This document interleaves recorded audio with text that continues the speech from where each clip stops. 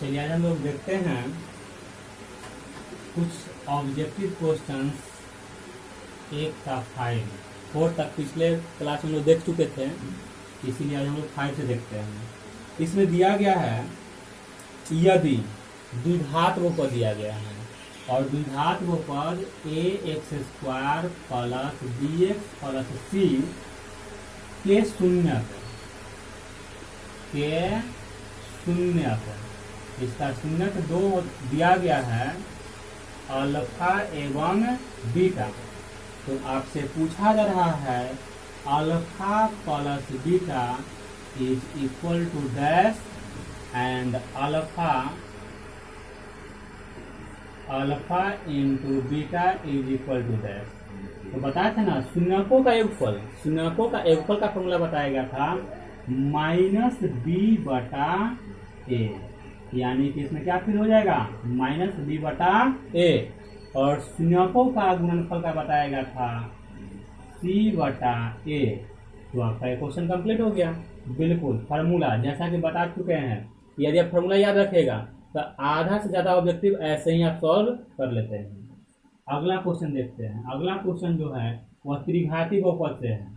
त्रिघाती बहुपद का व्यापक रूप आपको बता चुके हैं ax³ plus bx² plus cx plus d, और इसके जो शून्यक है इसके शून्यक कितना है, त्रिघाती बहुपद है तो इसका शून्यक कितना होगा, 3 होगा, अल्फा बीटा और गामा। अब इस शून्यकों के बीच और इसके गुणांकों के बीच जो रिलेशन है उस रिलेशन से आपसे फॉर्मूला में पूछा जा रहा है। तो क्या है क्वेश्चन, इसमें क्वेश्चन पूछा जा रहा है अल्फा इंटू बीटा जोड़ बीटा इंटू गामा जोड़ alpha into gamma is equal to what, यानी कि इसे फिल करना है, इसका वैल्यू क्या होगा। तो जैसा कि आपको बता चुके हैं कि दो करके शून्यकों के गुणनफल का योगफल, दो करके शून्यकों के गुणनफल का योगफल, इसका फॉर्मूला बताया गया था c/a। बस आपको यहाँ पे फॉर्मूला क्या फिल कर देना है, c/a। नेक्स्ट आइए अगला क्वेश्चन नंबर 7। इसमें सिर्फ आपको जो है वह दिया गया है त्रिघाती बहुपद, और इस त्रिघाती बहुपद से आपको यहाँ पे वैल्यू पूछा जा रहा है, यानी कि सूत्र से फॉर्मूला पूछा जा रहा है। तो दिया गया है x³ - 7x² plus 5x plus 9, यह त्रिघाती बहुपद है तो इसके शून्य कितना होंगे, 3। इसके भी शून्य क्या होगा, इसके भी शून्य होगा कौन कौन, अल्फा बीटा और गामा।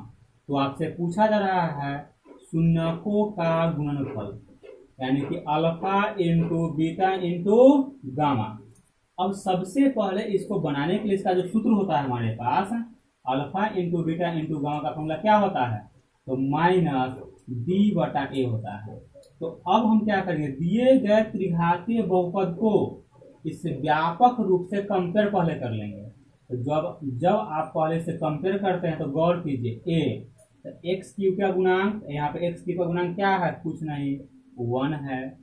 अब देखते हैं b, तो x² का गुणांक कितना है -7, b equal to -7।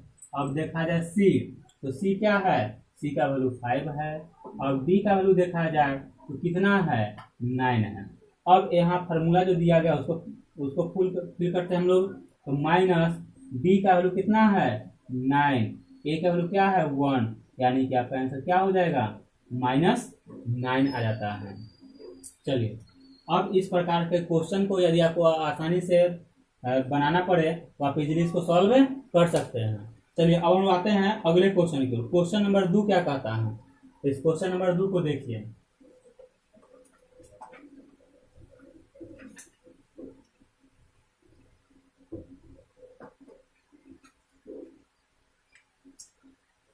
Question number 2 में जैसा कि आप जान चुके हैं कि यदि किसी बहुपद का कोई शून्यक होता है तो उस बहुपद में उस वैल्यू को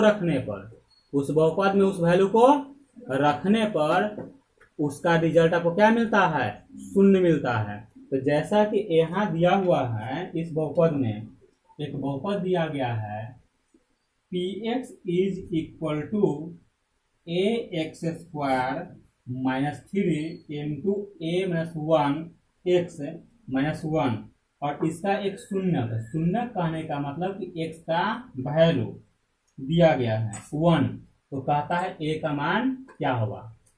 इसका मतलब क्या होगा कि यदि हम P1 रखेंगे यानी कि 1 रखेंगे तो इसका रिजल्ट हमारे पास क्या मिलेगा, 0 मिलेगा। क्या मिलेगा, 0 मिलेगा। तो इसीलिए इसको क्या पुट करते हैं, तो P1 इज इक्वल टू, तो इसमें x के जगह पर 1 रखा गया, तो जहां जहां इसमें x है उस वहां क्या रखाएगा, 1 रखाएगा।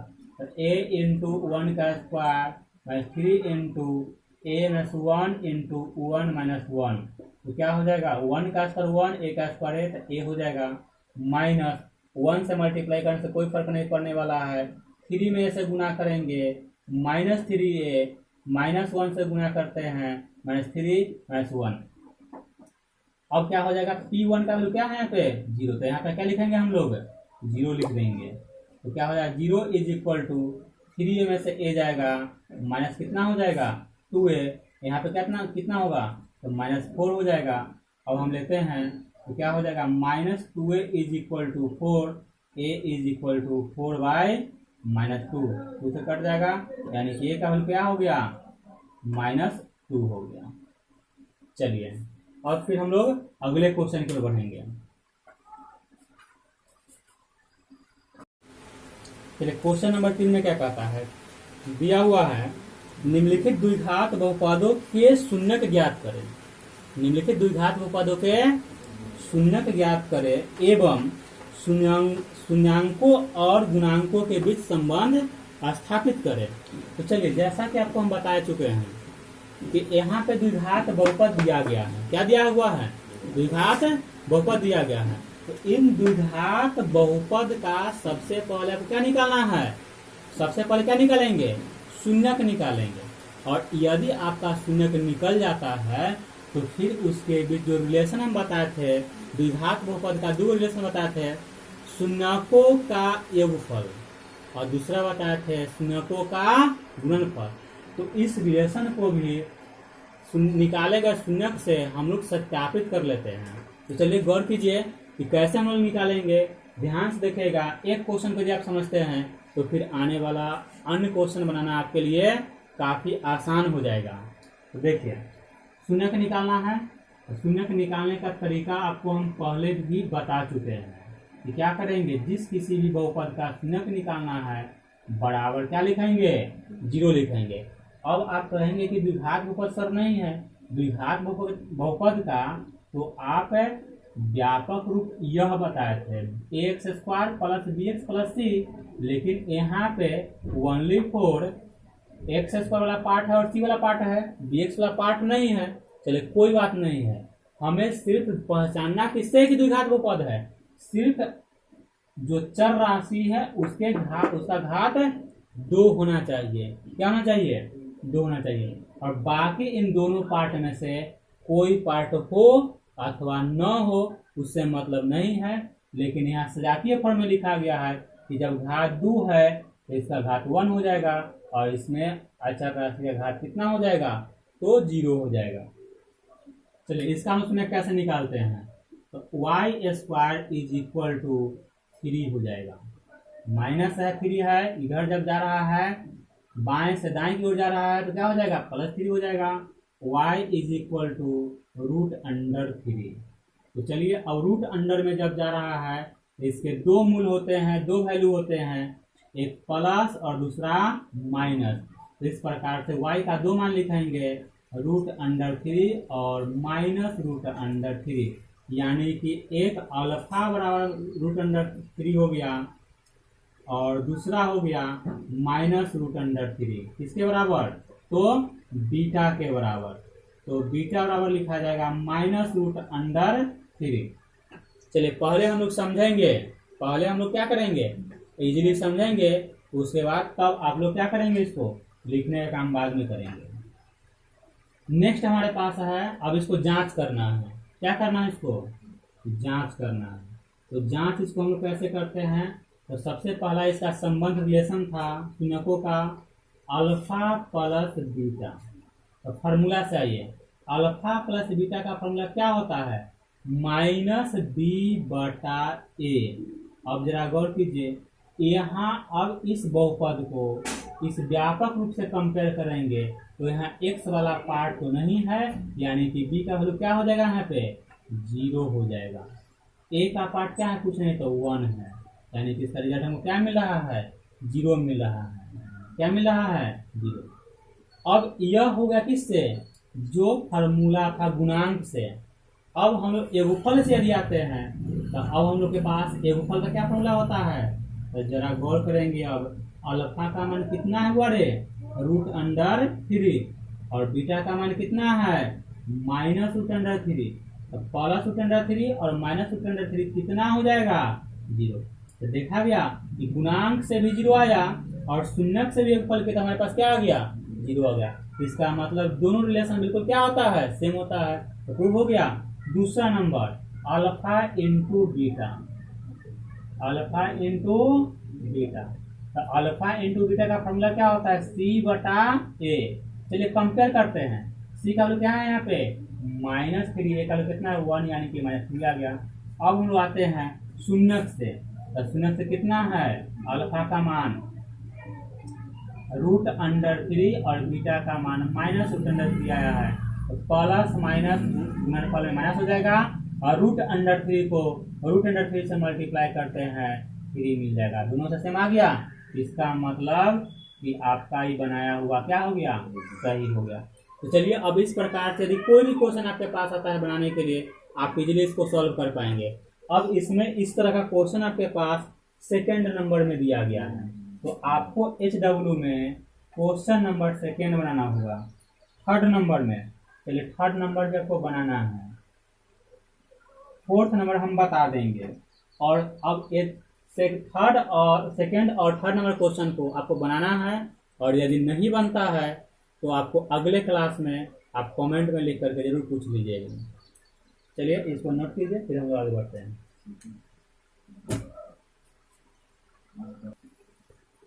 क्वेश्चन नंबर थर्ड का फोरम हम देखते हैं। तो इस क्वेश्चन में भी हमारे पास क्या कहता है, इसमें भी वही काम करना है कि कहता है इसका शून्यक ज्ञात करें, और शून्यक ज्ञात करने के बाद इसके गुणांकों के बीच संबंध को सत्यापित करें। जरा गौर करें, जैसा कि आपको हम बताए थे कि जिस किसी भी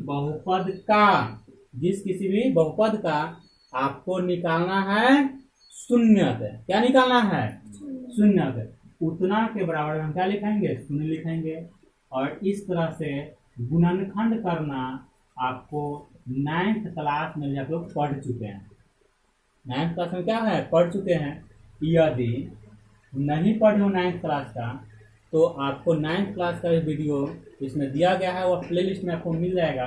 उसमें गुणनखंड एक्सरसाइज का क्वेश्चन हम सॉल्व किए हैं, वहाँ से भी जाकर आप रिवीजन कर सकते हैं, सीख सकते हैं। फिर भी हम यहाँ पे भी बता देते हैं। तो क्या करेंगे, इसका रूल्स होता है दोनों किनारे वाले पार्ट को गुना करना है। क्या करना है, ध्यान से देखिए, थोड़ा सा भी ध्यान यदि भटक गया तो समझ लीजिए कि नहीं सीख पाइएगा। दोनों किनारे वाले क्या करना है, हमको गुना करना है। तो 6 गुना कितना हो जाएगा, 12x²। अब 12x² को इस प्रकार से फैक्टर करना है, 12x² को इस प्रकार से गुणनखंड करना है कि जोड़ने या घटाने पर बीच वाला आए, और भी चिन्ह के साथ। कैसा, चिन्ह के साथ।